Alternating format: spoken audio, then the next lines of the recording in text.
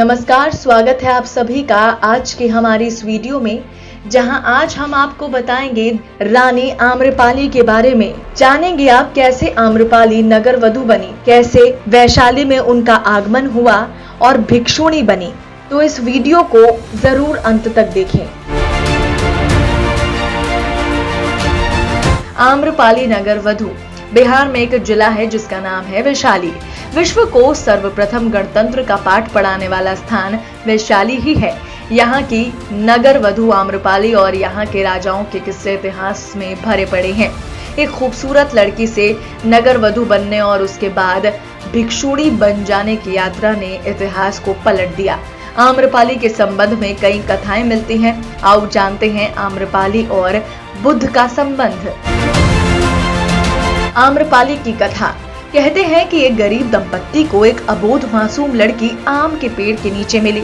पता नहीं कौन था उसके माता पिता और क्यों उसे आम के वृक्ष के नीचे छोड़कर चले गए। आम के नीचे मिलने के कारण उसका नाम आम्रपाली रखा गया। आम्रपाली जब किशोर अवस्था में पहुंची तो उसके रूप और सौंदर्य की चर्चा नगर में फैल गई। नगर का हर पुरुष उससे विवाह करने के लिए ललाहित हो उठा। राजा से लेकर व्यापारी हर कोई आम्रपाली को पाना चाहता था। उसके माता पिता के समक्ष अब दुविधा और भय उत्पन्न हो चला था। अगर आम्रपाली किसी एक को चुनती तो राज्य में अशांति फैल जाती। जब वैशाली के राज प्रशासन को यह पता चला तो उन्होंने नगर में शांति स्थापित करने के लिए आम्रपाली को कर्मानुसार अंत में नगर वधू बना दिया।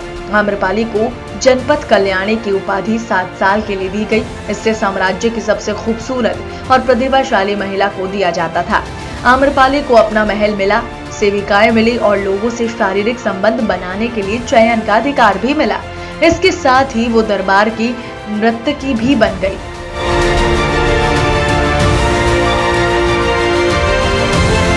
आम्रपाली का जन्म। इतिहासकारों के अनुसार अपने सौंदर्य की ताकत से कई साम्राज्यों को मिटा देने वाली आम्रपाली का जन्म आज से करीब 2500 वर्ष पूर्व वैशाली के आम्रकुंज में हुआ था।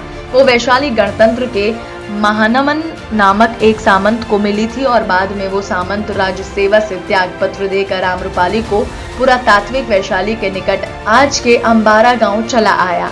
जब आम्रपाली की उम्र करीब 11 वर्ष हुई तो सामंत उसे लेकर फिर वैशाली लौट आया। आम्रपाली के सौंदर्य की प्रसिद्धि। आम्रपाली के रूप की चर्चा जगत प्रसिद्ध थी और उस समय उसकी एक झलक पाने के लिए सुदूर देशों के अनेक राजकुमार उसके महल के चारों ओर अपनी छावनी डाले रहते। विदेशी पर्यटकों की यात्रा वृतांतों में वैशाली और वैशाली की नगर वधू अप्रतिम सुंदरी आम्रपाली का जो वर्णन किया गया है न केवल काफी महत्वपूर्ण है बल्कि इससे वैशाली गणराज्य के वैभव, संपन्नता और स्वर्णिम इतिहास की झलक भी मिलती है। बुद्ध का वैशाली में आगमन। वैशाली में गौतम बुद्ध के प्रथम पदार्पण पर उनकी कृति सुनकर उनके स्वागत के लिए 16 श्रृंगार कर अपनी परिचारिकाओं सहित गंडक नदी की तीर पर पहुंची। आम्रपाली को देखकर बुद्ध को अपने शिष्यों से कहना पड़ा कि तुम लोग अपनी आंखें बंद कर लो, क्योंकि भगवान बुद्ध जानते थे कि आम्रपाली के सौंदर्य को देखकर उनके शिष्यों के लिए संतुलन रखना कठिन हो जाएगा। ज्ञान प्राप्ति के 5 वर्ष पश्चात भगवान बुद्ध का वैशाली आगमन हुआ और उनका स्वागत वहां की प्रसिद्ध राज नर्तकी आम्रपाली ने किया था। इसी नगर में वैशाली की प्रसिद्ध नगर वधू आम्रपाली सहित 84,000 नागरिक बौद्ध संघ में शामिल हुए थे। बुद्ध ने 3 बार इस जगह का दौरा किया और यहाँ काफी समय बिताया। बुद्ध ने यहाँ अपने निर्वाण की घोषणा भी की थी। वैशाली के समीप कोल्हुआ में भगवान बुद्ध ने अपना अंतिम संबोधन दिया था। वैशाली में संपन्न द्वितीय बौद्ध संगीति में ही बौद्ध धर्म में 2 फाड़ हो गई थी।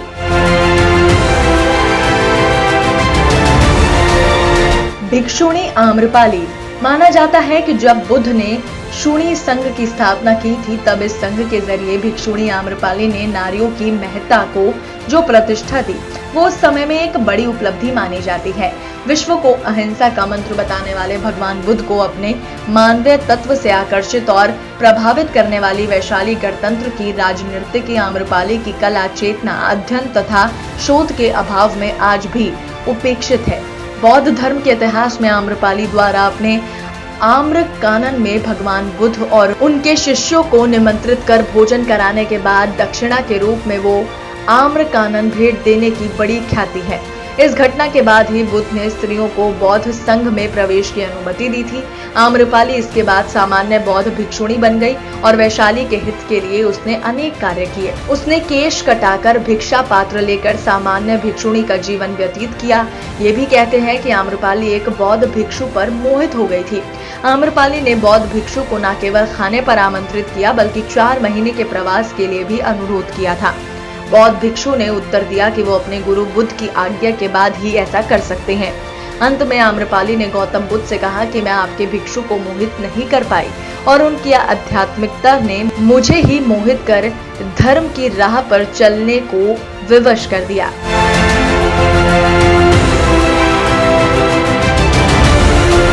बिंबसार और आम्रपाली। मगध सम्राट बिंबसार ने आम्रपाली को पाने के लिए वैशाली पर जब आक्रमण किया तब संयोगवश उसकी पहली मुलाकात आम्रपाली से ही हुई। आम्रपाली के रूप सौंदर्य पर मुग्ध होकर बिंबासर पहली ही नजर में अपना दिल दे बैठा।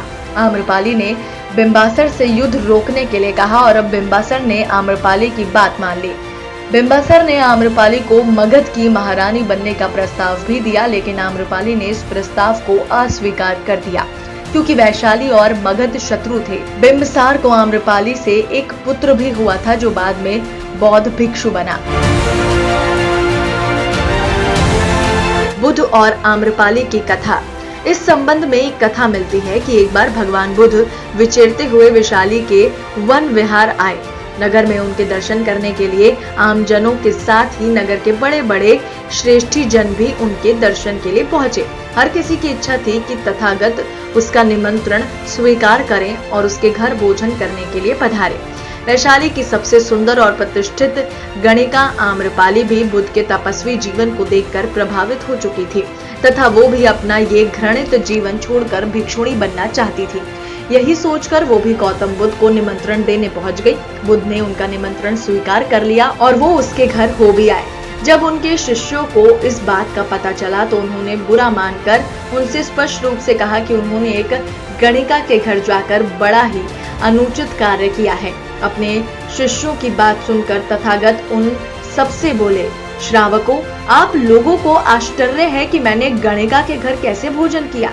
उसका कारण ये है कि वो यद्यपि गणिका है किंतु उसने अपने आप को पश्चाताप की अग्नि में जलाकर निर्मल कर लिया है। जिस धन को पाने के लिए मनुष्य मनोतिया करता है और न जाने क्या क्या तरीके इस्तेमाल करता है, उसी को आम्रपाली ने तुच्छ मानकर लात मारी है और अपना घृणित जीवन त्याग दिया। ऐसे में मैं उसका निमंत्रण कैसे अस्वीकार कर सकता था। आप लोग स्वयं सोचे कि क्या अब भी उसे है माना जाए। गौतम बुद्ध की बात सुनकर सभी शिष्यों को महसूस हुआ कि बुद्ध तो सही बात कह रहे हैं, इसीलिए उन्हें बहुत पश्चाताप हुआ और उन्होंने तथागत से क्षमा मांगी।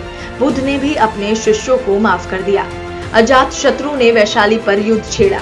अपने पिता की मृत्यु के तुरंत बाद अजातशत्रु ने मगध के आसपास के सभी शत्रुतापूर्ण क्षेत्रों पर आक्रमण करने का फैसला किया। फिर उन्होंने वज्जी के खिलाफ युद्ध छेड़ा, जिस पर तब लिच्छिवियों का शासन था। वैशाली, कौशल, काशी और कई अन्य पड़ोसी क्षेत्रों को भी जीत लिया। अजातशत्रु की आम्रपाली से मुलाकात वैशाली पर विजय प्राप्त कर अजातशत्रु विजयी होकर सड़कों पर विचरण कर रहा था। उसने आम्रपाली के बारे में बहुत कुछ सुना था और उसके साथ दर्शक बनना चाहते थे। एक छोटी सी खोज ने उसे उसके आवास पर पहुंचा दिया। उसे देखकर वो तुरंत उसकी सुंदरता और आकर्षण के लिए गिर गया। वो भी उसे पसंद करती थी और धीरे धीरे उसके प्यार का बदला लेने लगी।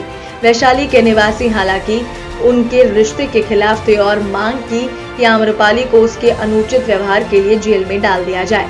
उसे कैद और लाचार देखकर वो इतना परेशान हो गया कि उसने पूरी वैशाली को जला दिया। वैशाली नरसंहार में कई सैकड़ों लोग मारे गए और शहर लगभग पूरी तरह से बर्बाद हो गया। लेकिन उन्होंने इस बात का ध्यान रखा कि उनका प्यार आम्रपाली पूरे रास्ते सुरक्षित रहे। जब वो जेल से बाहर आई तो वो ये देखकर व्यथित थे कि आक्रमण ने उसकी मातृभूमि को कितना नुकसान पहुंचाया था। अजातशत्रु से नाराज होकर वो अच्छे के लिए उससे दूर चली गई। दिलचस्प बात ये भी है कि ये स्पष्ट नहीं है कि क्या आम्रपाली जानती थी कि अजातशत्रु उसके प्रेमी का पुत्र था, या ये कि उसने अपने ही पिता को, जो उसके अपने बच्चे का पिता भी था, उसे मार डाला।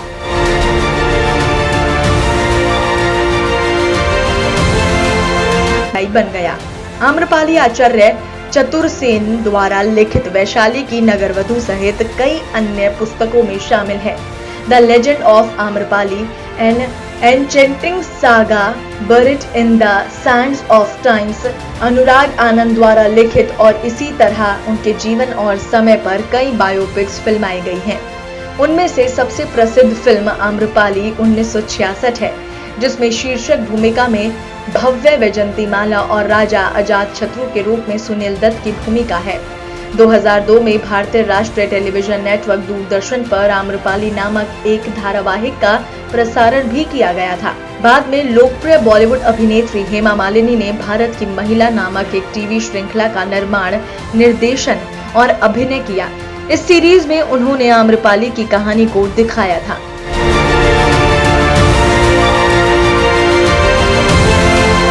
उम्मीद करते हैं आपको हमारी ये वीडियो बेहद पसंद आई होगी। आप हमारे वीडियो को लाइक शेयर करके हमारे चैनल को सब्सक्राइब करना बिल्कुल भी ना भूलें।